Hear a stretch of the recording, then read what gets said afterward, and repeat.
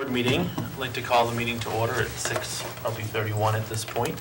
Welcome you here, those of you that came out this evening to join us, and welcome to those of you that are viewing us from home. At this time, would you please stand for the pledge? I pledge allegiance to the flag of the United States of America and to the republic for which it stands, one nation, under God, indivisible, with liberty and justice for all.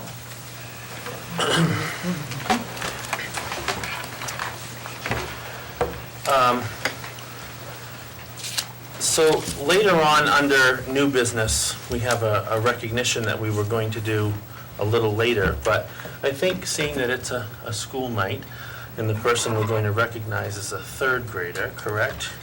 We probably should have him come up first. So before we have public participation, I'd like to call my new friend who I just met about a week ago, Ian Schwab from Valley View. Ian, can you come up around here and stand between Mrs. Moore and I? Actually, he's got more space. Oh, what? Either way. Okay.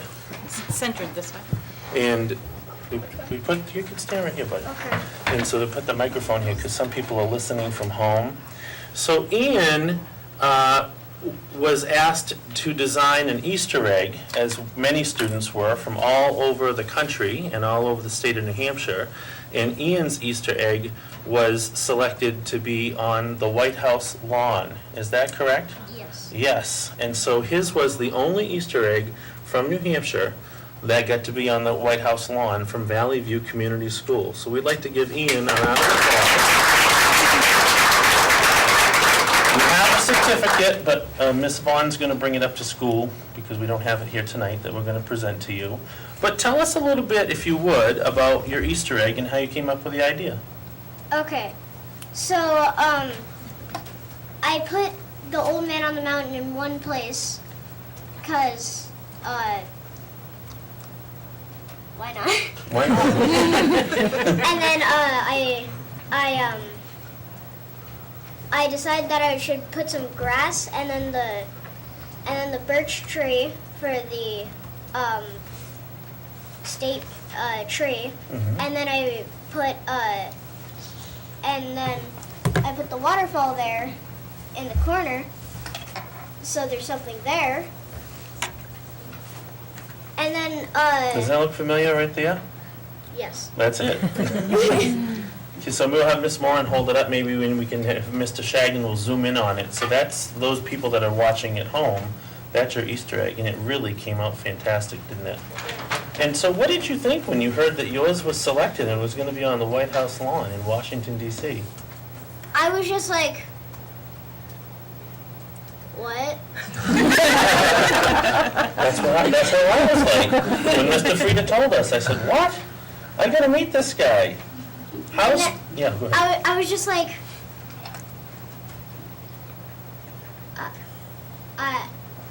Speechless, huh? Yeah, it is amazing. amazing. How's third grade going at Valley View? good, Having a good year? yeah, Exciting things happening up there?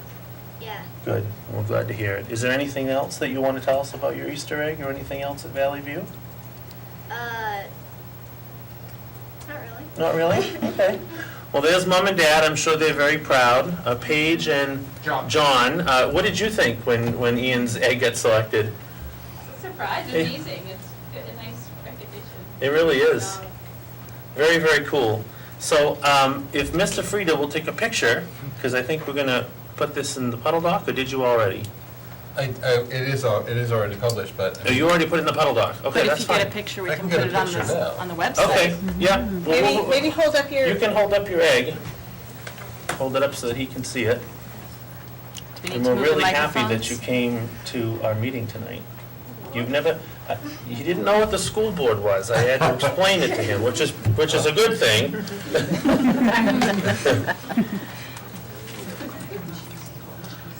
Awesome, confident smile, love it. All right, Ian. Nice job, Ian. Ian, congratulations. We're very proud of you. Thanks for coming tonight. Ian Schwab, everybody. And thanks for bringing them up tonight. Really appreciate it. Hey, it will be out in May. Okay. In May. Thanks, Ian. If you guys want to go, you can. If you want to stay, I can't guarantee how exciting it'll be. Thanks. Have a good night. Thanks for coming. Do we have any public Congratulations again. participation at this Splendid time? design. None at this time, okay?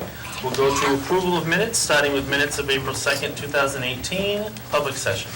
So moved. So moved by Mrs. Moran, Second. second by Ms. McElhenney. Discussion on the public session minutes. I think it says April 3rd, wasn't it? April 2nd on that first page of the meeting. It says April 3rd? No, we have April 2nd. Mine says 3rd, okay. Okay. I'm not sure. I do, under the, Yeah, go ahead, I had one. on April 2nd public session, on page 2, oh, it's highlighted here, it just says Mr. S. Shagnon. My apologies. That's okay.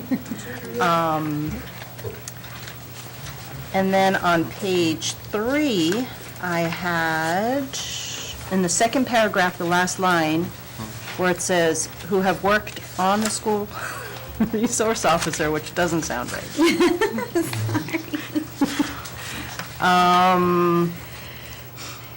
And then the only other thing I had on page 3, it says, you reference the student assistant team, but then you have the acronym of SAP. And I didn't know if it's supposed to be SAT or SAP, Ah, so, It's SAP, Student Assistance Program, program, okay. if that's the one we're talking about.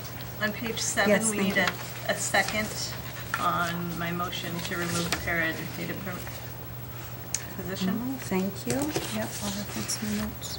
Page 7? Yeah, I see it there. Yep, thank you.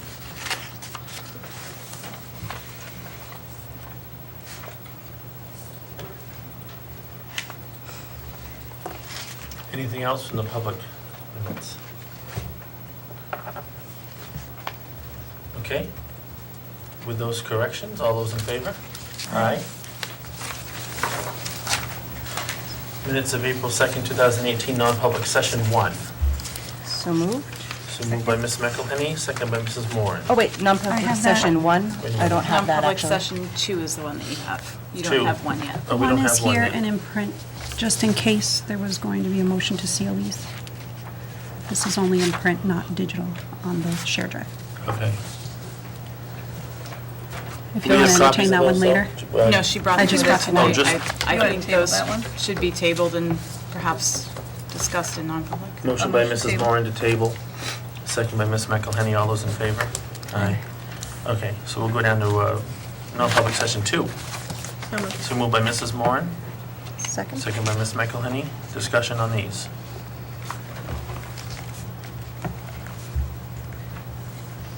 I did actually have one on session 2. Under accept resignations, it just says, Ms. McElhenney.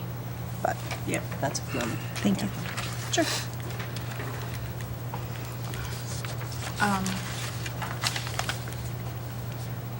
Should that also be sealed?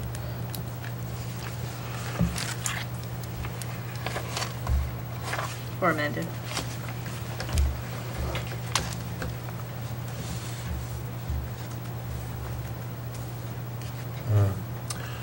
Yeah, probably sealed due to the first paragraph. I'll make a motion to seal. Oh, we got a motion on the floor. Motion on the floor. Well, approve them first. Well, we yeah. can approve them and then Approve them. seal Any them. other corrections? Hearing none, I'll call for a vote. All those in favor? Aye. Make a motion to seal them for 5 years. Motion by Mrs. Moran to seal for 5 years. Do I have a second? Second by Ms. McElhenney. Any discussion on those? On the sealing? Reason, reputation? Reputation.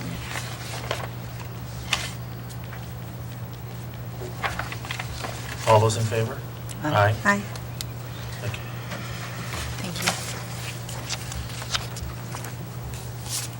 you. Non-public session 3 from April 2nd. Oh, we don't have 3. You guys don't have? Yes, you do. If you Yeah, turn the three. page, Oh, they're stapled together. okay. Oh, yes. Thank you. I move to approve. I'll second.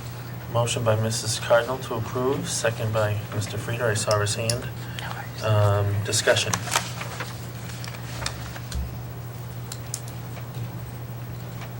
Hearing none, I'll call for a vote. All those in favor?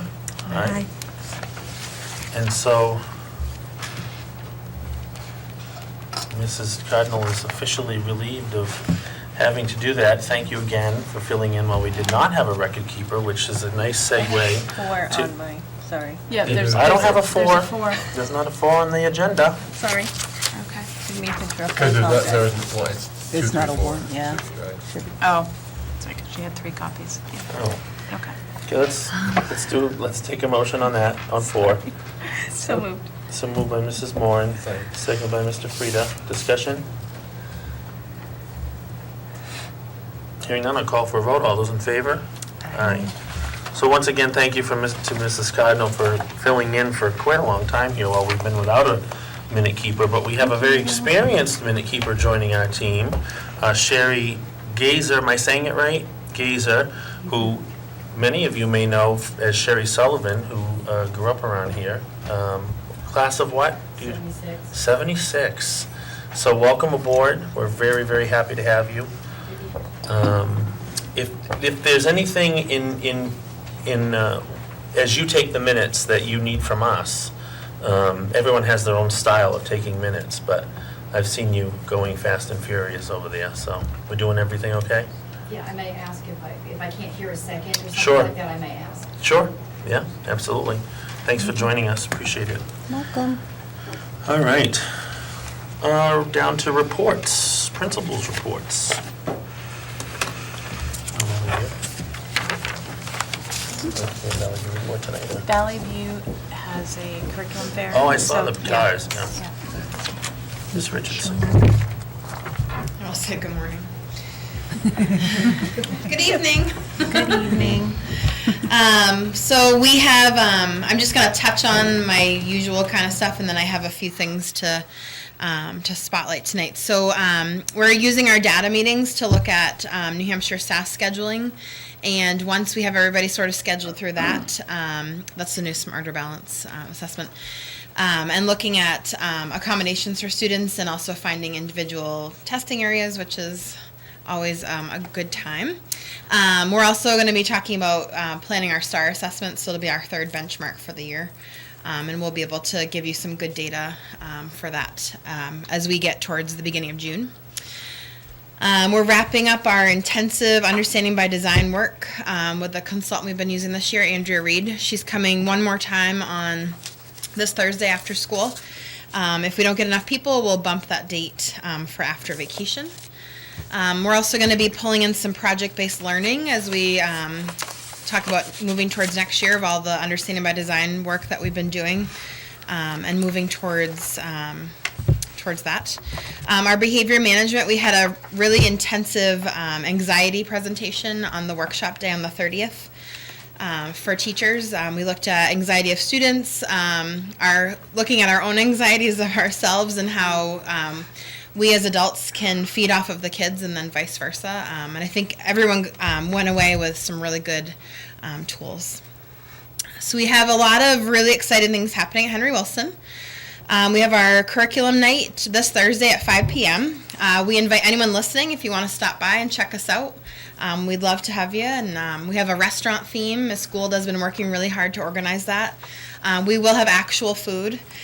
So you'll go around to different stations, you'll get a menu, and you come in and you'll walk around to different curriculum areas and different grade levels. The UA, myself and Mr. Coco are going to be scooping ice cream.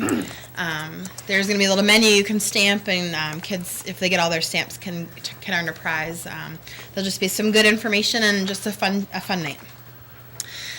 We have Alasia Snyder, who was representing Henry Wilson at Keene State last Friday for the Geography Bee. She was our representative from Henry Wilson, and she was able to go and represent us. So I touched base with her today, and I said, "Were you overwhelmed going to that big of an event?" And she was like, "No, I felt really good about being there." So that was really nice to hear our students feeling confident going other places besides just our school. I'm sorry, I was looking, this was who again? Alasia Snyder. And she went to the? The New Hampshire, like the next level. So she won our She's GOB. the young lady that went to Keene? Yep. Okay, Yes. all right, because I want to invite her to an upcoming board meeting. And Miss Ledoux was gonna kind of wait to do all that after she went on Friday. Yeah. Just to see how she did in the standings. Yeah. So I think she plans on probably doing that Yeah, too. so I think what I'll probably do is come down to Henry Wilson at some point, give you a call and come down. I'd like to meet her and just invite her to a Perfect. meeting. Thank you. We'll have some other kids, Okay. probably for you too after that, for Right. something else. Student council, they have a lot going on. They're planting flowers around the sign out front if the snow and ice would ever melt. And they're organizing a playground cleanup. Our National Junior Honor Society, we have an induction and a reinduction on May 2nd at 7 p.m. in the gym. Ms. Vashon is organizing that. She also is organizing with the kids planting of lilacs at the end of our building to kind of clean up that place that it's at the end of the 7th and 8th grade hallway, for those of you that know that, and it faces the street over there. To kind of clean that up a little bit and have some school pride. They also have a Savers Donation Day on May 5th in the parking lot of the old fire station downtown. They're collecting small household items and clothing. Anything else? Okay. We also have Miss Thomas, our tech teacher. She has been busily also working on robotics, but she's also applied for a code.org Computer Discovery's professional learning program that's going to be held this summer in Arizona. So I had to fill an application for her. She had to fill an application. There were a lot of things that kind of went into it, and so she's been accepted into the program. It's an all-expense paid professional training development trip to Arizona, and she's one of just a handful of New Hampshire educators that's been chosen for that. So she's really excited to bring some kind of really neat computer science learning to her students. And also meeting other educators around the country. So we're really excited for that. We have Mr. Bonello, who's working with his comic club, and he's actually planning on bringing them to a local comic convention at the beginning of May. More to come on that. And then our robotics club, they have their first competition on May 12th. And there's, I believe the students of Valley View are also participating in that. So Two they're separate excited. That's competitions, at same Bishop day. Garden High School. So it sounds like a very, very packed day. So they're excited, and they've been working really hard. We also had a team of 9 educators, or 7 educators and 2 administrators go to the NELMS conference, the New England League of Middle Schools, down in Providence, and we had some really inspiring presentations that we went to, and there's a small team that would like to go visit a school right over the border in Massachusetts, actually, to kind of get what they're doing for, bless you, some intensive studies and tying in some of that project-based learning and how we can make the curriculum come alive. So they're excited about that. That's all. Any questions or comments? That's a lot. Thank you. Thank you. Thank you. When is Teacher Appreciation Week? Second week in May, is it? Somewhere around there? First full week for sure. Okay, Which means it's the second week. right, Right. yeah. Dr. Moore? Good evening.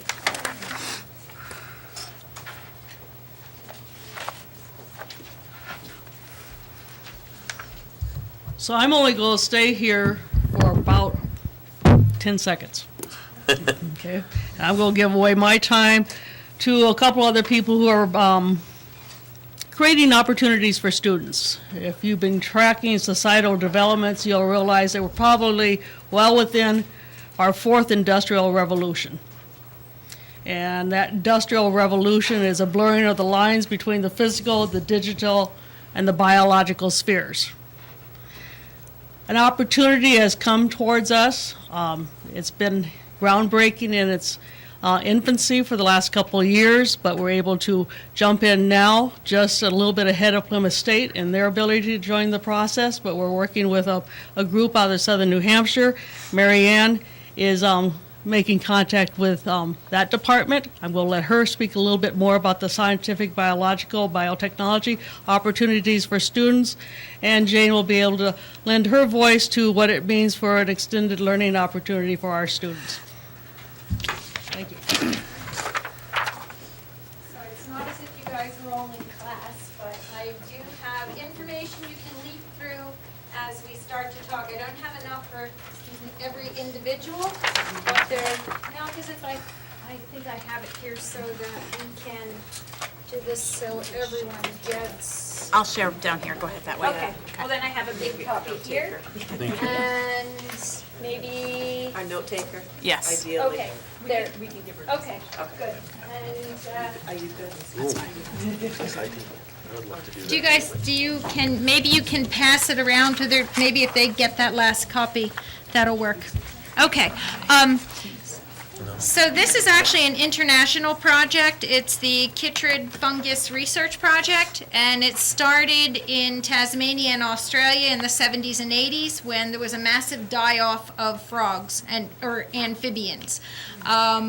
What happened then up through the 2000s, this die-off continued. It continued through Central America, Africa, Spain, and Portugal. And people started to get curious and started to want to know if we actually had the fungus here in the U.S. So different researchers were looking at that, and the University of Maine started to look here in New Hampshire. In New England, in Maine. And then it carried over into New Hampshire at Southern New Hampshire University. They kind of tied into what Maine was doing, and then they started their own program. So what they found out in Maine was that this fungus existed here back in the 1800s, that it's always been here, which was really odd. This is a fungus that when it's very warm, it can really wreak havoc with the frog populations. It affects the frogs by blocking their skin, and they can't bring in the water that they need or the electrolytes. So they either have heart attacks or they die of dehydration. What SNU started to do, there was a graduate student there. Well, she was an undergrad at the time. Now she's a grad student, but she wanted to work on this project. So she wanted to actually go out and see what type of populations we had out there. The first year they did it, they didn't find anything. The second year they did it, they found 2 populations that were infected. So this year they want to publish. And this year they would like to tap into as many populations as they possibly could. So in talking to my students and in talking to the head researcher at SNU, we thought it might be nice to have the students provide some help for this project. So that's how we teamed up. And I found out a week ago that Plymouth State University is also going to participate. So we are practically guaranteed the 100 samples of DNA that we need. I don't know if you have any questions on it, or if you want to look at this little handout that I gave you. It tells you what chytrid fungus is, and it's the chytridiomycosis, that is the actual disease that affects the amphibians. But you'll see in there's some pictures of students swabbing. No one hurts the frogs. In fact, we're going to have buckets to put big frogs in and small frogs so the big ones don't eat the small ones. But we do have students that are interested in doing this as an extended learning opportunity. So not only will they be doing it here for Farmington, for our community, they're going to go down to SNU and they're going to work in the lab, and they're going to get their name on a published piece of research that the international community of scientists looking at this are going to actually see. So it's a great opportunity. And not only are the sophomores participating, but I do have some juniors and seniors who are interested as well. We didn't open it to freshmen because we wanted kids to have some sort of biological understanding beforehand. So we had 31 kids who came to listen to the talk that SNU gave to our students. And what I did was just pull out a few of the slides for you to put out there. So what the kids will do is they're going to swab frogs, because you understand, to take a skin sample doesn't mean you have to snip skin. You could just swab the inside of your cheek and you have a sample of DNA, or just even the outside of your face. So they're just going to swab bellies. We're going to put that in alcohol, we're going to freeze it, and we're going to send it down to the lab. And then they're going to hold all of the samples, and eventually the kids will go down, they'll grow out the DNA with the SNU students and researchers, and then they'll start to look at the markers, the DNA markers, and they're going to see if the fungus is present. Does anybody have any questions? Is it just frogs?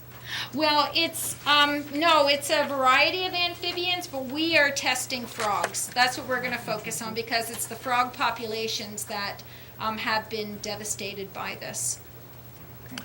You may have said this when I was reading, but, and I apologize if you did. No, it's okay. Is the site, are there gonna be sites here in Farmington where they're swabbing frogs? Yes. Okay. Yeah. Actually, we went out, because further south, you can hear the peepers. Has anyone heard peepers here The yet? peepers are out. Oh, yeah. good, They- good. All right, well, the Not so day- much tonight. Yeah. The day we went out, the kids went out, I want to say it was last Monday. I took a group of students out and we were looking for signs of frogs. And actually one of the students commented that, Miss D, we got to wait till the ice is gone. Because over by Henry Wilson, that nice little puddle of water, or that wet area, that depression, we had ice on it.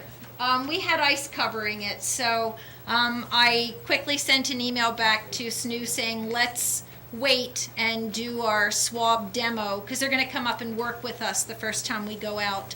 Let's wait until the first week of May, and then we'll just concentrate our efforts for the month of May. The week we're off, I will probably be donating, I will be donating time to learn all of this, and we're going to do the area between Chichester and Epsom and some of those other locations, so that when I come back, for the first week of May, I'll have a better understanding of how the protocol works. Because you can see it's pretty involved, the protocol that the kids have to follow for the swabbing. And I just think it's an awesome opportunity, because they get to work with experts in this field, and they get to put it on their document. Even if they don't go down and work in the lab, they still did something to help their community, to experience education, and some of them are going to turn it into an extended learning opportunity, besides just helping all of us. And I should probably stop and let you go. Jane? Marianne's enthusiasm is exactly what we need for extended learning opportunities. She and I, along with Eric Kumba, went to a 2-day training this past week. It was a statewide training. Little more in-depth for extended learning opportunities and developing the program a little bit further. And like I said, Marianne is one of the staff members that's willing to step up and reach out and get plans started with students, which is exactly what we need. We need to find the passion of kids, of students, and we need to give them these very unique opportunities. Mrs. Cardinal, you had your hand up. Did you have a? Oh, I was just going to suggest if you, I think there's Plenty of, wetlands in the area to sample, but Farmington Country Club has many small ponding areas where you'll find plenty of frogs if you're looking for an additional location. And I'm sure the shareholders will be very welcoming to the students. That's awesome, because I do need suggestions, even for my freshwater course, because I'm looking for different types of bodies of water. I'm very familiar with the Merrimack River, and that part of the landscape, but I'm not so much this area, so thank you for that. I know the kids have mentioned different areas. We're going to start here, right around the school, maybe look by the river and Baxter Lake. So the country club is another location we can look. Yeah, River Road has some nice trails that you can walk right up to the water as well, so there's some nice. Along the conservation lands. Yeah, I was going to ask the Farmington Conservation Commission if they could make some suggestions as well. Oh, yeah. So. Very knowledgeable group there. Yes, yeah, I've spoken to them before. So good, well, thank you very much. Awesome, Excellent. thank you. Thank you. Thank you for sharing with us. Thank you, Jane. And Good luck. if anybody doesn't want the paper that I gave, I'll collect it and use it in my classroom. Do you guys all want to keep it? You want a copy? I just don't want you to throw it away. I want to summarize piece of it. Okay, do you need? Thank you. Well, I asked her, she Wes, said she didn't think for she the really minutes, had we'll one. want a copy. Does he have one? Oh, he does. I'm keeping mine, Okay, yes. that's good, okay. Thank you. This one. Thank you very much, Mr. DiMartino. Thank you. Ryan, did you have a student report tonight? Yes, Okay. it'll be brief, but I did assemble what I could for current events. Unfortunately, when I reached out to advisors as far as my student survey goes, my responses skyrocketed from 3 to 5 responses. The good news is, very recently I got a lead with the second survey. I had actually requested that I had none be submitted via paper, that they were all going to be online. And there was a groundswell of responses. I got an email very recently from an advisor saying, not all of us have access to computers. Is it possible you could get some of these surveys printed out and sent? So I have reopened taking paper surveys, and hopefully, fingers crossed, I can get some responses by May. Goodness, this has been like a total of like 2 months now with this with this second survey. Oh goodness. As for events going on, all spring sports are now in session. In addition, standardized testing, of course, was administered on March 21st as planned. Freshmen and sophomores receiving their level of PSATs, juniors the SATs, and seniors, in fact, did take the ASVAB. Many of us did attend for that, and juniors and seniors have received their scores on that front. The juniors actually very recently. The seniors about a week after taking the ASVAB, and we were allowed to explore some possible career choices using a resource that the proctors had handed out about a week later. ASVABprogram.com we visited and were able to explore some opportunities into in terms of job interests during real time, so that was a nice experience. In addition, advanced placement exams are of course approaching, and students are actually meeting with Mrs. Sheff, our guidance counselor, tomorrow in terms of registration for it, because also in addition to the classes, the AP classes offered here at Farmington High School, world history and language and composition and literature and composition, there are some of us who are going to be taking, who have taken a senior's calculus online. I know there's at least 3 by name, including myself. And I'm also taking macro, so yeah, taking 2 AP tests in one day. One can imagine what that's going to be. Yes. Right after the day I have to go to another school to take one. Oh, busy schedule, busy schedule. This happens in mid-May as planned every year. Here. And those are national test dates, correct? Yes. At least, yeah, they are. Also, this Friday, April 20th, during real time, and I'm going to read this here, we actually have a big opportunity, and I'm going to pass these flyers out that have been sent out to the school. Would you mind passing one down to the secretary, one to you, and I have just enough for the rest of you. Take one and pass it down. We have a lot of guest speakers that are going to be coming in during Friday. And I have them by name here. Joe Petrie, the state representative for Farmington. John Drury, Farmington's chief of police. Perry Plummer, New Hampshire's director of Homeland Security, and our own superintendent, Mrs. Vaughn, are going to be holding a discussion with interested, students on both the topic of trying to prevent school shootings and possible topics of gun control. Interested students are going to be able to chip into the conversation. They're going to be able to ask these speakers questions and have their voices heard and be able to share their thoughts. And it's going to be a good opportunity. Excellent. Thank you. Any questions for Brian? Thank you, Brian. Oh, yes, sorry. Oh, sorry. I'm not familiar with ASVAB. ASVAB? Armed Services Vocational Aptitude Battery. It's usually a test that a lot of students end up taking if they want to go into the military, but it's not a strictly military test. New Hampshire requested that Farmington High School have I don't know the official term, but a measure of sorts for their seniors, that we take a standardized test. So a few weeks before we took the ASVAB, we were told about it. There was initially resistance, but most of us attended and took the test in the gym. And got our scores back a week later. Great, thank you. Sorry, I didn't know what it was ahead of time. But yeah, it has oh, sorry. Were you about to say something? No, I was going to move on, but if you have something else to say. So, yeah, but we did, there were multiple tests, and for those of us who are actually interested in looking into the military, we can use those scores if we wanted to actually speak with a recruiter. Excellent. Great. Thank you, Brian. Good luck on your exams.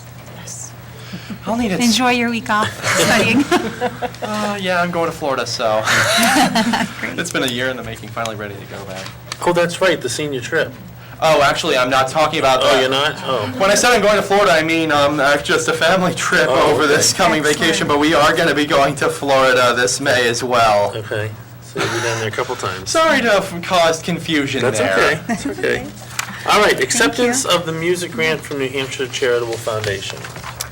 On April 5th, I received an email, I'll give a copy in your packet. The David M. Brooks Music Education Program has accepted our application, and we've been awarded $9,200 for this year. It will kind of span across the 2 years for our music programs. And so I don't have our specific terms of the grant yet. That should be coming in a couple of weeks, but we have received notification of the grant, and I would like to ask the board for a motion to accept these monies so that we have that available to us when we get our full grant letter, award letter. So moved. So moved by Mrs. Moran, second by Mr. Frieda. Any discussion? Who applied for the grant? Mrs. Coco had brought it to my attention, and we were initially told that Farmington was in line for a small grant just by virtue of where we were situated socioeconomically, and we get a little bit. And as she and I started looking, and I started going in trying to fill in the district portions, I looked at it and I said, there's a larger opportunity here, so I kept asking, and I got what we asked for. Nice, So, thank you. persistence. Great Yeah. work. Thank you to All those in the, favor? Aye. Thank you. thank you to the New Hampshire Charitable Foundation's David M. Brooks Music Education Program. Absolutely. Cafe Services, 2018-19.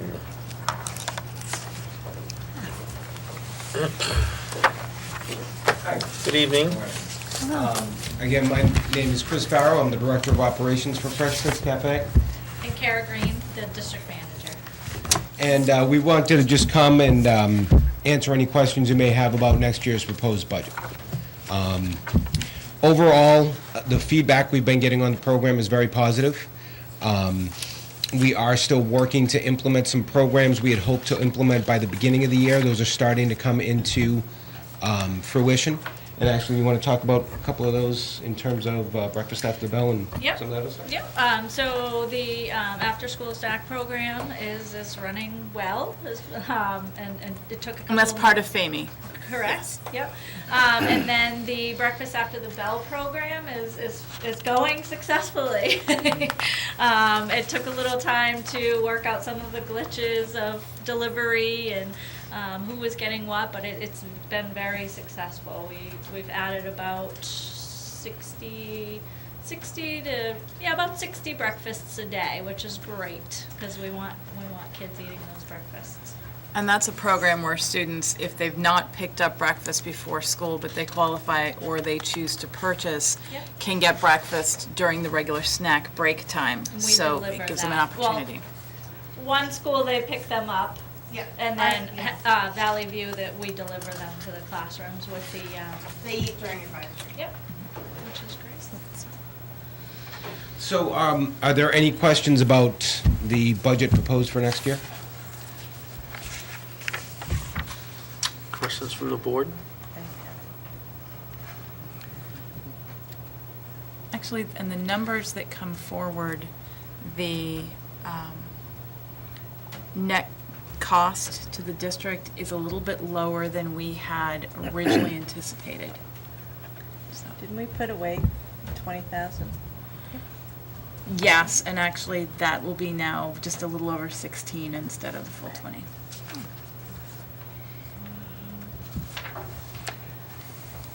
Yes, so last year when we reviewed the proposal and it showed a 5-year sort of agreement, but knowing that each year we would have to relook at the numbers based on supply and demand. Yep.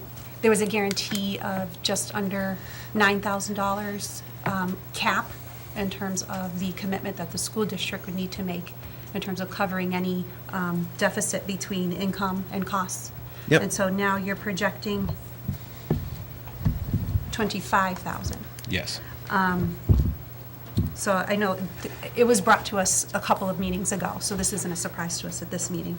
But can you speak a little bit as to why? Sure, absolutely. So there has been a little bit on the expense side, there has been a little bit of difficulty on controlling the food cost because of the commodities, foods that we have in-house this year. Those were either ordered last year or never ordered, so kind of what we've been getting for donated foods from the government, we'll be generous and say is random. Got it. Next year, we should have that a little better under control. We're able to place next year's order. I think, have you guys? Yep, we they've just finished already, it? yep, they've already been placed. So it's a little, the donated foods we'll get from the USDA next year are more targeted to what we normally run for menus. So that'll help on the expense side a little bit, but really the big difficulty that we're running into is the revenues, which just have not come back the way that we have expected yet. In terms of some of the programs we're talking about, the after-school programs, the breakfast after the bell, we were hoping to get those implemented a little earlier in the year. Just with a lot of things that came up, it took a little longer to get those implemented than we thought. Then also, too, just building trust in the program. It's really been the last couple of months that we're starting to see the same type of participation that we saw when we were here a couple of years ago. So with all of those difficulties, revenues are tracking to be much lower than we forecast for this year. The way that we forecast revenues for next year is take actual revenues from this year, project that to a full year, and then do a small percentage increase. So this year, we're tracking to about $410,000 in revenues. We expect a 2% increase on that number for next year, which would be the $418,000. In actuality, I think we're going to do a little bit better for that in revenues this year because it's starting to pick up, and I think we'll do better next year as well. But based on the information we had when we prepared this budget, that was the realistic projection. Okay, and we'll have to see how these new programs and getting that trust back really affects the rest of the year, and next year should be even stronger.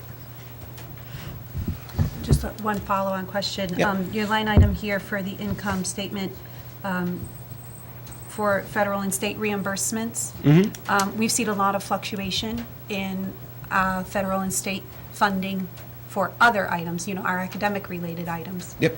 Special education in particular. So do you foresee a lot of fluctuation, or do you believe that to be stable for next year? It's fairly stable. So the way that the funding works for the National School Lunch Program and the School Breakfast Program is it's written right into the law that it's based on CPI in May. Okay. Okay, and that typically sees a 2 to 3% increase in the federal reimbursement. The only reimbursement on there that could be a little bit questionable, it's not listed on the federal and state reimbursement lines, is on that fresh fruit and vegetable program. That is done as a block grant to states.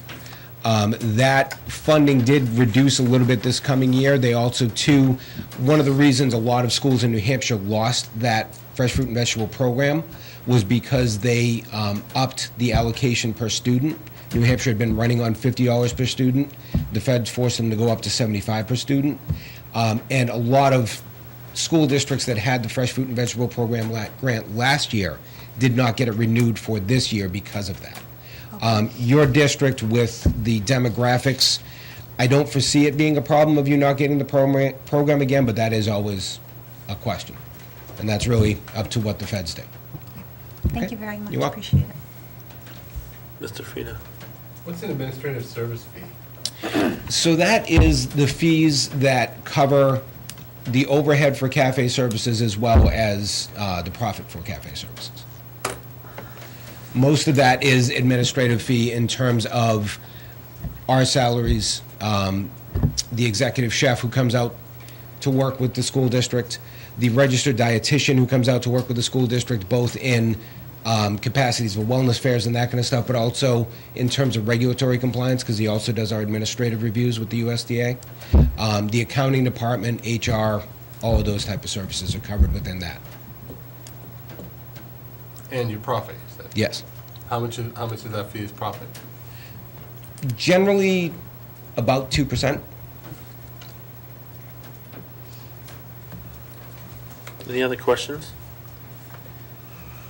Okay. Thank Thanks you. for coming out this evening. Thank you. Thank you very much. Nice to meet you.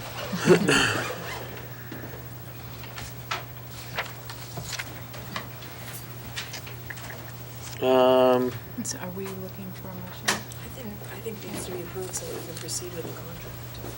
Oh, we're looking for a motion? Yeah. Didn't we approve it at the last meeting? No? We didn't have a vote. We discussed it, but there was no A vote. motion to continue with cafe services. For 2018. 19. Yep. Do I have a second? Second by Ms. McElhenney. Discussion. Is there any change in the per price meal? Per meal price, sorry. No, there is not. It looks the same, but. It is the same. Okay. I'd like a proposal for our in-house service, to see what that is. We're paying for their profits, $25,000. That's not fair.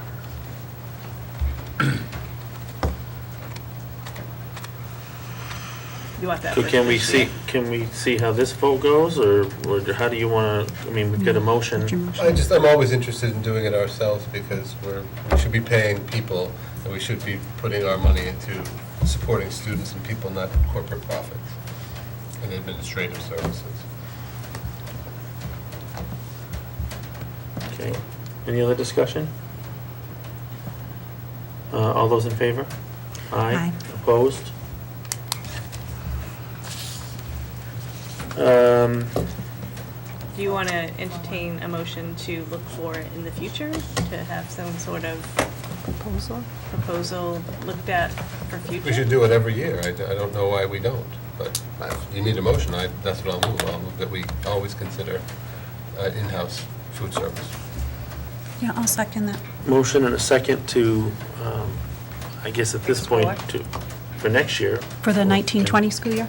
So for the budget explore. season, to explore what that would cost out? Yeah. I think maybe before the budget season. I think we should, we should be able to. So before the budget season would be July. Okay, that sounds good. But to be fair, while we're costing it out, let's do a historical look at what it cost us Right. the last 5 to 7 years that we had it. It wasn't pretty. Well, Right. this is This is costing us too. 25,000. What's that? Sorry, we're saying the same Yeah. thing. It's a lot different than 80. Yep, yep. So can I get a sense of, would you like that brought back to you before the end of August? When are you looking for that proposal so that I have an idea of what I'm lining up and what I need to have done when? Because I don't want to just let it go and then have it be October and where is it? Right. Yeah, I think the end of August sounds fair. Yeah, and, well, that's fine. yeah, my opinion is as long as it's covered within the proposed overall budget for the school year. Yeah. Because at this point, we need to budget for probably $20,000 loss. 20 to 30. 25, yeah. Right, 25 for the 18-19 school year is what we just adopted, accepting that that is likely to happen. We had 20 in the budget already. But if we put, Well, no, we had 10. Oh, okay. Yeah, 9 and change, between 9 and 10,000. Yeah. So, as far as a deadline is concerned, I'd be okay with it being part of the overall school year proposal for the 1920 budget. Okay. Okay. Any further discussion? So that would be October? Whatever you need. All those in favor? Aye. Opposed? I'm opposed. All right. Reaffirm preschool fee vote. Did we do that non-public? Has to be done. Did we put that on the agenda No, it's because we public. voted in non-public on the preschool fee vote? Yes. Okay. That No, was- it was in public. Was it back in public? I missed it in the minutes then. Okay. I apologize. It was unanimous, wasn't it? It wasn't, I remember the discussion, but I didn't remember that it come into the public minutes. Okay. Then never mind. Apologize. Unnecessary. April 2nd public, is that where it is, Angie? Yeah, I'm going to find exactly Okay. which page. Oh, it's the top of page 8. Thank you. You're Thank you. welcome. All right, and we can move down to, Further discussion on the van purchase?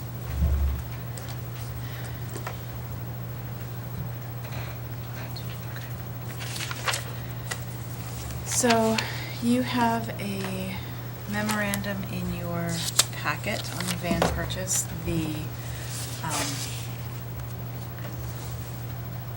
warrant article that made or gave the board power as agents to expend actually goes into effect immediately. That doesn't wait until July 1.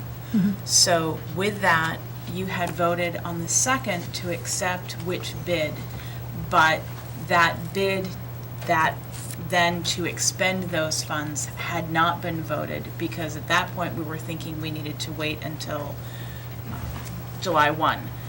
Some issues have come up with that van that have made it such that we can't wait that long.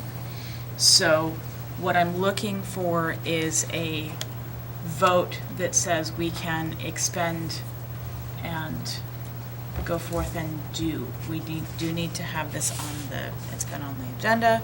You are agents to expend. We need to be able to move forward and do that. A motion to accept Tri-City Dodge in the amount of $22,505 for discussion. And that was already done. You've already accepted the bid. All right, so- We just need to move forward and to expend. to take the money Yeah. from. I thought there was some discussion trust about the fund. $300 though. There was some discussion, and Okay. that is one thing. We had voted to just say, well, we'll try to Sell it. see what else we can do to sell that van. The motion was for a no trade. The motion was for a no trade, Yeah. yes, it was. And so while that can still happen, that is going to take quite a bit of time on our end to pursue. So whether it's worth the $300, that's, Yeah, as far as the 2007 van, that's the one that you're saying, we can't wait, we need to replace that one right now, correct? Yes. That one, we went ahead and moved and approved to declare it a surplus, so We that did. that process could start, just Right. to refresh And- everybody's and memory. trade it in, or? No. No, the to vote trade was in. not to trade. Go out and see So- how We much thought money we we could could get more. recoup for that van. Okay. So I will So- move to, That will mean that we then have Expend. to run the ads for that. And so there will be a cost involved with that as well. So that you're aware. It's free. Huh? Put it on Craigslist, it's free. Everybody know goes that there. So I'll change my motion to expend the $22,805. Motion to expend $22,805 on the purchase of a van from Tri-City Dodge. Second by Mr. Frieda. Further discussion? and that would be from the school bus CRF? Yes, it would. Any other discussion? All those in favor?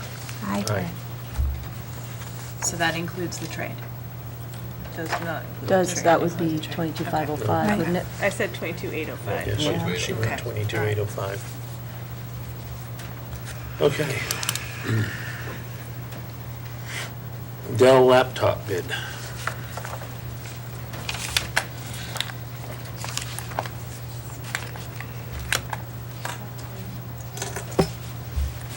Recently, we solicited a bid for 25 Dell laptops, model 5480. And this is so that we can be purchasing these from the IDEA grant. We solicited to 5 companies, and we received 3 responses. The first response is from Red River out of Claremont, New Hampshire. And their price, single unit, is $1,355. Total for the entire packet of 25 units is $33,875. Second bidder, next highest bidder is Dell Marketing out of Round Rock, Texas. 25 units is $36,681.50. And then the third highest bidder is Gov Connection in Manchester. 25 units is $39,278.50. We're recommending to go with Red River. Red River also includes a Dell warranty, and basically everything that that we need. Their documents are enclosed in the shared drive for you. A motion to accept Red River bid for Dell laptops for discussion. Second. For discussion. So in the amount of 33,875. Yes. Motion by Mrs. Moore, and second by Ms. McElhenney. Discussion. These 25 laptops, are they replacement for existing inventory? They Or are are they- replacement for special education case managers and related service people. Okay. Those laptops are really pretty old, and a number of them are really slow, so we're attempting to do that through our IDEA grant where we have funds right now. Thank you. What will happen to the laptops that you are? Those could be repurposed, provided that they're capable to be updated enough so that perhaps they can be used for doing Medicaid entries, something that's, not going to take, unfortunately, if they're slow and connecting online, that can be problematic. So they might be able to be repurposed for something like that. They're very slow. Yeah, I just didn't know if we would need to have them labeled as surplus, or if we're going to keep them in-house. Some of them may need to be, and as we get those wiped and then look to see if they can be used, we may be coming back to the list of serial numbers that we're retiring, and then we will declare them surplus, but we're not quite there yet. Any other questions or discussion? All those in favor? Aye. The roof bid.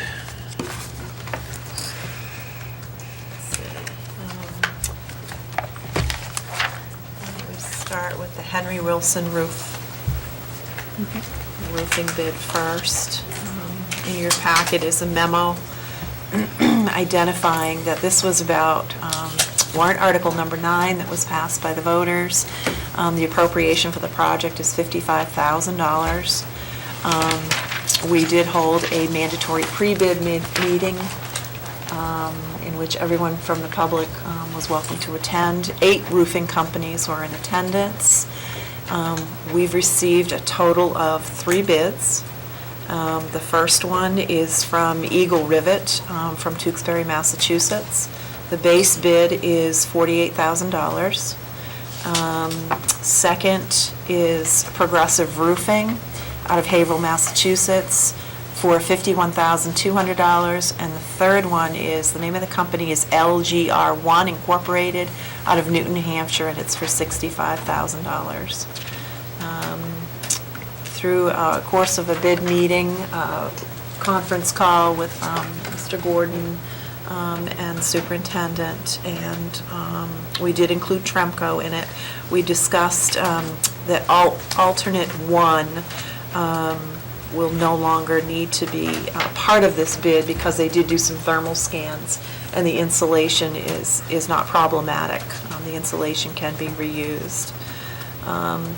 And so we're also going to... That's good news. Right, very good news. Alt 2 is for sealing the exterior walls of the gym and the wall under roof A1. We did just ask for those prices, so at least we had a benchmark. But that's not what we're going to be looking for you to award this evening. We're just looking for an award of the base bid. And Mr. Gordon's going to do some exploring on pricing for alternative number 2. So our recommendation is with the low bidder, Eagle Rivet, out of Tewksbury, for $48,000. And this was also the same company that did the work this past summer, so.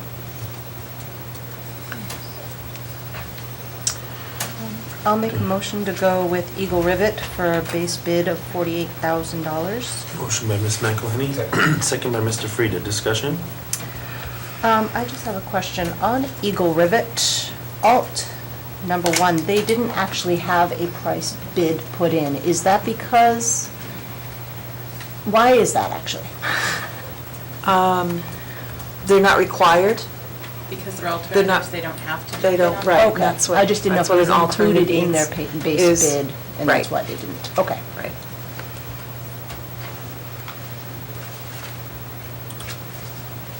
So so these bids are all for the A roof only, is that correct? A and A1. A and A1. and A1, but we're not going to go with A1. So the motion right now is to do A. The alternative one was to replace the installation if we needed to for both A and A1. Oh, okay. Alternative 2 is to repair the exterior of the gym and the gym wall and the wall underneath roof A1. But A and A1 are the roofing piece that's Yeah. the main bid. Okay. Because there's no mention of an A2. No, In the warrant the alternate 2 is different than, the roof is A and A1, there's Right. not a roof A2. Sections. Okay. Those are just the sections as they were labeled by someone who got creative. Tearing out and replacing, because our warrant article was written such, it was for the purpose of tearing out and replacing roof A, B, and D. Nope, that's the high school. Oh, I'm sorry, you're right. That's okay. So roof A and A1 at for Henry Henry Wilson. Wilson. Okay. So that $55,000 that was appropriated was to do both, and this Yes. bid is for, Is inclusive of A and A1. But I had to have that clarified myself, so thank you. thank you. Any further discussion? All those in favor? Aye.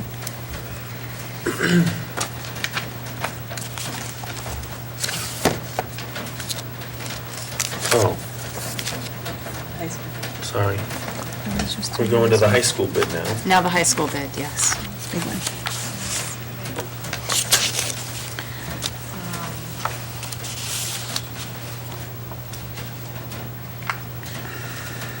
It looks like the wrong memo got scanned in here. I'm looking at this.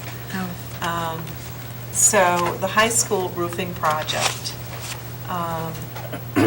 is for warrant article number 10 that was passed by the voters. The warrant article is for sections A, B, and D of the high school roof. Roof C was an alternative. Yes, but roof C was not named on the warrant Correct. article. So the appropriation for the project for A, B, and D is $550,000. We also did a mandatory pre-bid meeting, and actually had those same eight companies were present, and we received 3 bids. The lowest bid is also Eagle Rivet from Tewksbury, base bid of $310,510. Progressive Roofing is for $312,800, and LGR1 Incorporated with a base bid of $440,000. We are recommending again that we do go with the lowest bid, the low bidder, Eagle Rivet, for $310,510. We've determined also that Alpha Guard Plus is no longer needed because we did recent scans showing that the insulation is dry and would not need to be replaced. We only asked again for a price on roof C just as a benchmark going forward and for capital improvement planning. So we would not be awarding that, we would not be doing that work because that's not what the voters approved. So we're looking for you to approve the base bid to Eagle Rivet, please. Make a motion that we award the base bid of $310,510 to Eagle Rivet. Motion by Mrs. Moran, second by Mr. Frida. Discussion. I just wanted to know, what have we discussed as a time frame for them to work on the roofs? We have a fairly tight time frame. Yes. Actually. That's why Mr. Gordon is here, because he's going to be sharing some responsibilities as kind of project manager, as well as Tremco's project manager, and as well as Eagle Rivet is required to have their project manager on site. So would you want to talk about your timeline? Sure. It's supposed to be beginning as soon, I believe it was June 26th, when school is out, so that they can start. We're gonna pre-stage some material here to save costs on shipping and stuff, to get it here early. They'll probably stage some on the roofs. I believe that the finish date is August. I'd have to look it up to tell you. I want to say it was around the 15th. I think it was 16th, August Okay. 16th, I believe. And there are penalty clauses if they don't finish on time. And part of getting the bids done tonight is about, we have a week to get our POs in place and get those up and running so that we can get the vendors going, so that we can start getting some of the pre-orders. Plus the schedule, this is the season that Scheduling. they're all scheduling their work, and we're trying to get it scheduled in with a Right. permanent date to start. Which is one of the reasons why the roofing at Henry Wilson this year was done later, because we missed that window of opportunity to get things scheduled in the summer. So we really need to get this on the schedule this week so that we can get things finished. This is a much larger project than what was done. Do you see the two projects happening simultaneously? Yes, that's why we wanted to go with the same company. Is this going to affect your summer school logistics at all? Not a lot, no, it's workable. It's workable.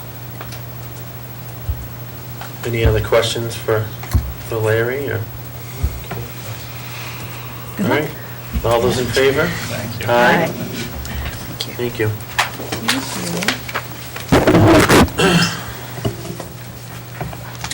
Okay, we're going to do a job description review for technology director. So this is an update for the job description. It's fairly straightforward. The policy committee has reviewed this and gone over. We've done quite a bit of comparison back and forth with other districts to see what's out there, what's possible, what really seems to resonate with us, to make sure that we have those pieces in place that we want. And looking to whether this is as a first read or a second read, whether it's a first read or becomes a final read. And if you have any questions about and if you do, you can ask Mr. Frieda. Just to give you some additional context, if I may, from the policy committee, the work we were doing, we reviewed all job descriptions, seeing as we looked at them in December, in particular for the superintendent's leadership team, starting there. And of course, superintendent was just drafted 2 years ago. Dean of students was just drafted a year after that. And then Curriculum coordinator was just redone last summer. So this was one where another, I think, important change is the tech director will be part of the superintendent's leadership team. And as a direct report to me. Right.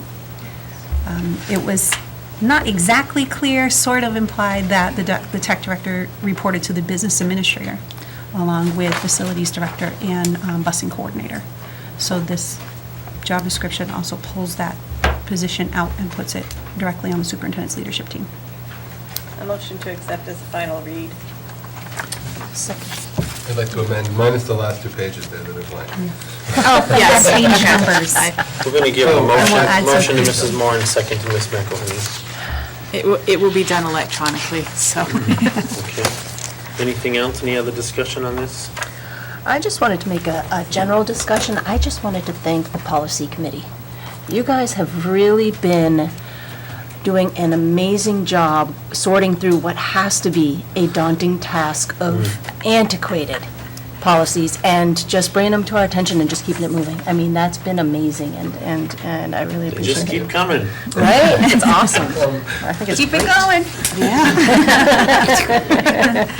And there were another group of about 45 that were put up on the website this week. Oh, that excellent. have been Thank you. lurking in the background, so. Please thank your team for that. Yes. All right, any further discussion on this? The motion was for a final read, second by Ms. McElhenney. All those in favor? Aye. Thank you. Okay. Any other new business? I'm going to throw this out, and we'll see if this is something you wish to vote on tonight, or given today's weather, I can see if you might wish to hold off until our next meeting in May. I've had questions at about every time I turn around, when's graduation, when's the last day of school? Last year, the vote didn't come until the second meeting in April. And I said, I really don't feel confident that I can say it's going to be this, because we could still get nasty weather in April. And I got people looking at me going, no. Well, this morning wasn't pretty. I'm hoping that we don't get more. My sister-in-law up in northern Wisconsin got 25 inches this weekend. Better there than here. But, so I don't know if you want to entertain that tonight, if you want to wait until May 7th. I know that people are getting very nervous. On the other hand, I have 1 day's wiggle room at this point. And so if we end up with multiple days beyond that, then we're either looking at moving the date or adding to the school day to make up that time. I think we can probably make it. Living on the edge. Yeah, I'm with you. Yeah, I mean, I won't say what can happen or anything like that. To the best of our knowledge. And I think it probably makes sense that, not that we have a policy, but perhaps a procedure, that the discussion really doesn't happen until the second meeting in April, because this can happen. Right.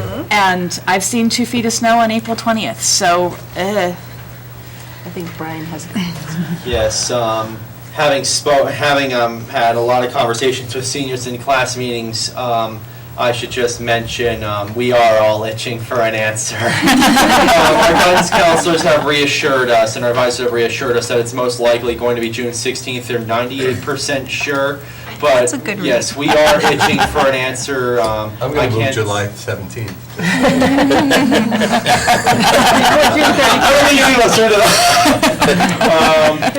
But yeah, I can't speak for other parents. I know mine are itching for an answer. You'd like to graduate, Brian? Counting down the days, kind of. Okay, does the superintendent want to put forward a date? if I were to put forward a date, it would be the 16th of June for graduation and the 22nd of June as a half day for the last day for students. Are you comfortable doing that tonight? Because if you're not, you're not. We have next week that let it snow if it snows, because next week doesn't matter. So, and then we're into May, and I'm pretty confident there. So, Okay. Sure. Okay, so the superintendent's put forward a date, two dates. Motion by Mrs. Cardinal For both of them. for both dates, so that would be a June 16th graduation on June date. 16th, and a half-day on Friday, June 22nd, for the last day of school for all underclassmen. And that Motion will by leave, Mrs. Cardinal, and that will leave 2 Second by more Mr. days Frieda. for staff the following week to make Yes, up. yes, no, staff Any doesn't. further discussion? All those in favor? Aye. Spread the word. There you go. You scratch that itch. I'll report that to the other students as soon as possible. All Thank right. Tell them you'll tell them the dates only when they've taken the survey. Yeah, right. There you go. Well, to that effect, there might not be a student's fault. I need to get in the paper copies of some advisories, and that's on me. But I'm also not certain that would work, because 3/4 of us aren't graduating because, you know, freshman, sophomore, junior. Any other new business? I would like to, who's on Buildings and Grounds with me? You and I? Yeah. I'd like to propose an upcoming meeting for the purpose of visiting the grounds and the building of the Little Red Schoolhouse. You're bringing up Little Red School. How about over the summer? It's probably pretty wet down there right now. I don't want to go in the basement. I just, I really. There you go. Why do I, Slap some Mrs. frogs. Warren asked, why do I want to go there? I've recently had some people asking what's going on with it. And Yeah. quite frankly, we don't have answers. And plan for it. we can continue to say, let's look at it at a later date. I just want to at least look at it. I don't know what it looks like anymore inside. I certainly see what it looks like outside. But, really like to tour it with Larry so that he can point out what some of the concerns have been and stuff. Oh, yeah, then not over the summer. So maybe, I want to set a date tonight, you and I can talk, and we can talk about our availability and Larry's, and Yeah. try to do it maybe next month. Okay. Okay? Okay.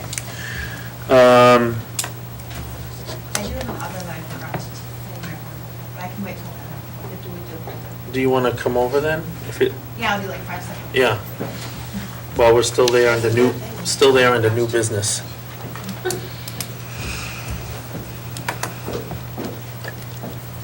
So earlier last week, I was approached by an anonymous community member that wanted to donate.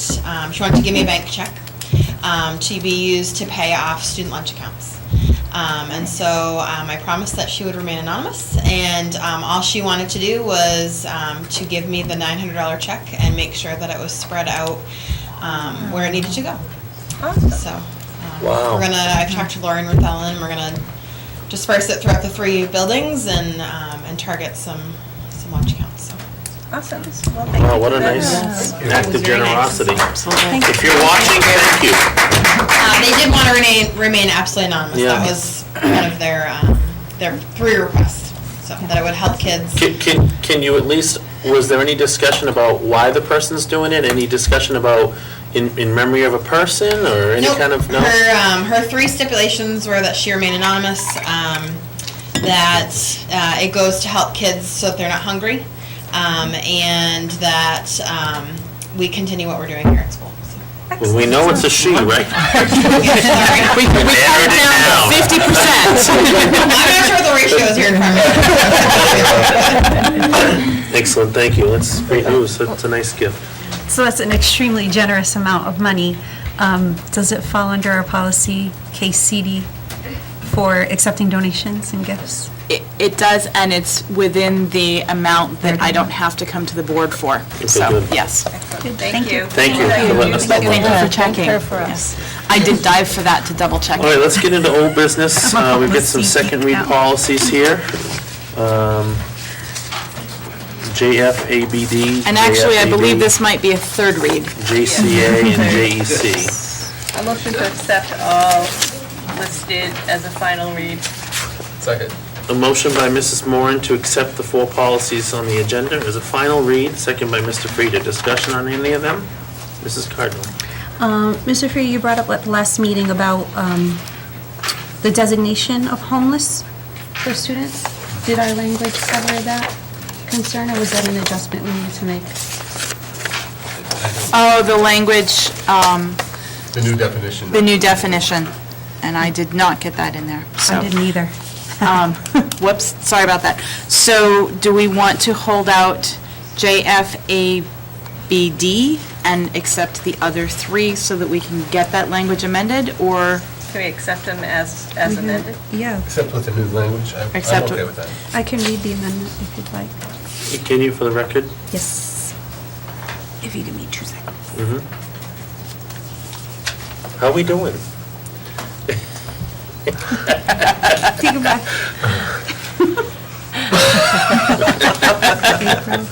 She's still here. Homeless definition, here we are.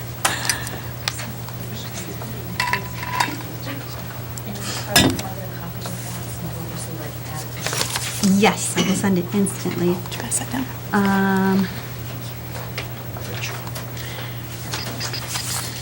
Actually, As I have them instant as the Wi-Fi electronically. lets me. I'll send you the whole packet.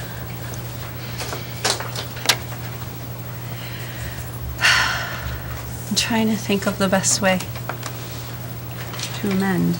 It's going to be, gonna rather be than lengthy? the No Child Left Behind Act of 2001, it will be the Every Child Succeeds Act of 2016.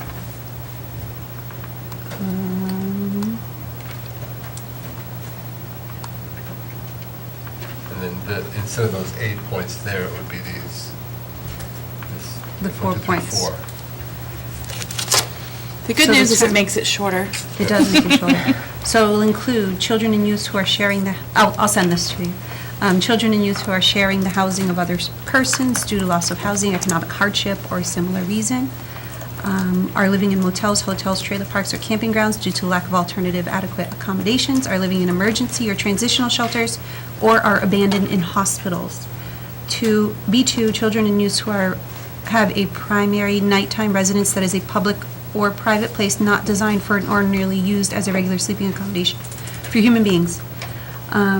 B3, children and youths who are living in cars, parks, public places, abandoned buildings, substandard housing, bus or train stations or similar settings, and B4, migratory children, such terms is defined in the Elementary and Secondary Education Act of 1965, who qualify as homeless for the purposes of this subtitle, because the children are living in circumstances described in clauses 1 through 3.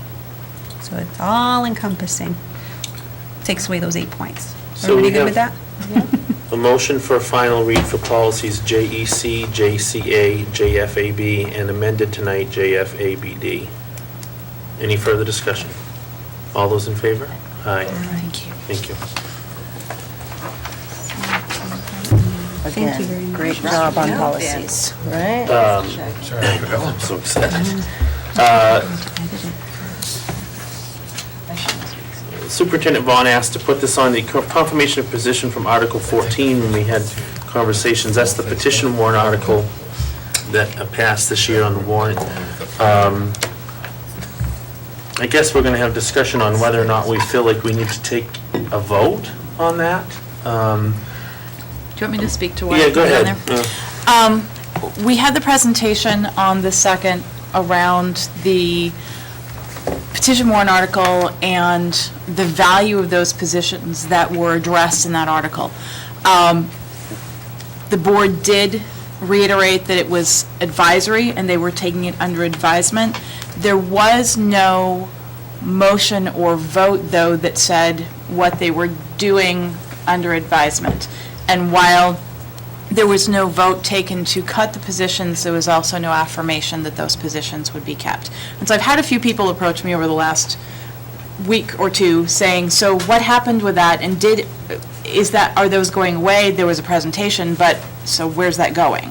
And so if you would like to, or just make a statement either way, I don't know that it requires a board vote because you haven't voted to cut anything from the operating budget, but maybe a clear statement as to intent other than just the presentation.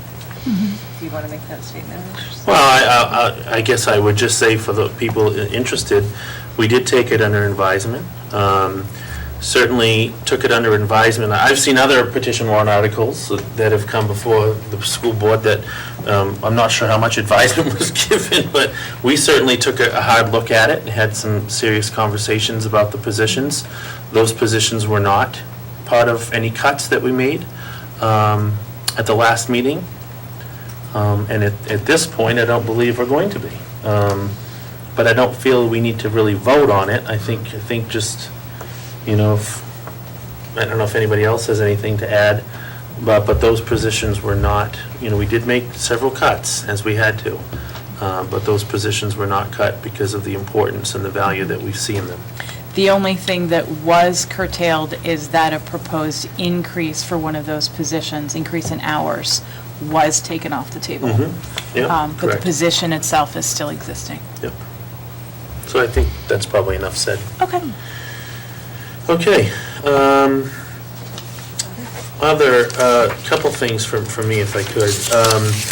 Our next meeting would be May 7th, I believe. Correct. We've also been invited, that's the evening, we've been invited to the Lakes Region Tech Center dinner. I haven't been to that for a couple of years, and I really want to go. Yeah, that's a good meal. It's a wonderful meal, free. B, Put together by students. Put together by students, and it's really a nice evening for the five of us to be in a different setting together and enjoy each other's company over dinner. We do post it as a meeting because we're there. But also to meet with other boards in this district, in this region. And I get to go too, which is nice. Yeah, and so were the other board members, were I was everybody planning planning on going? Yeah. I was, yeah. So what do we want to do with our May meeting? Do we want to do one the following evening on May 8th?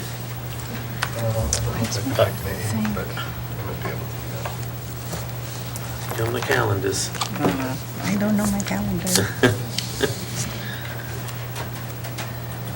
Oops, wrong. Is any conflict with any school events that you are aware of? Don't May believe 8th? so, but let me look. I know there's May 10th and May 2nd, I I think. think it's fine with me. Okay, all right, so that's good, all right. And then, Mr. Shagnon, I don't know if you want to try to answer this, or maybe Ms. Vaughn can, we won't have to bother you. Wake up, Mr. Shagnon. Just kidding. I did have not talking to a himself. community member reach out to me today and say that when they're watching the meetings online, they have to wait now to, are we able to watch them live? Online? Online, they're typically, yes. You can? Yes. All right. Okay. Okay, and then, Mr. Shagnon, the other question is, if somebody wants to go back and watch the meeting that's not available to watch it live, how long does that typically take? The following morning it's usually done. Okay. We had a lag time while we had our broadcast server replaced. Okay. And so there was that interlude so that Okay. they could get things up and archived and All right, switched over. so she'll and probably try we to should be- watch it. If we she's should not be good. watching now, then she'll try to watch it, and I guess she'll let me know if for some reason she Okay. can't watch it the next day. Thank you. Other from the board? Okay, so our next, public participation? All right. So our next meeting will actually, we will be meeting at the Lakes Region Tech Center for dinner on May 7th, but our next meeting here will be May 8th at 6:30, and that will be our first meeting in May. Thank you to those of you that are viewing from home, and thank you to those of you who came out this evening. I'll entertain a motion to go into non-public session 1 under RSA 91A:31 A, B, and C for resignations and nominations. So moved by Ms. McElhenney, second by Mr. Frieda. All those in favor by roll? Aye. Good night. We take a little break.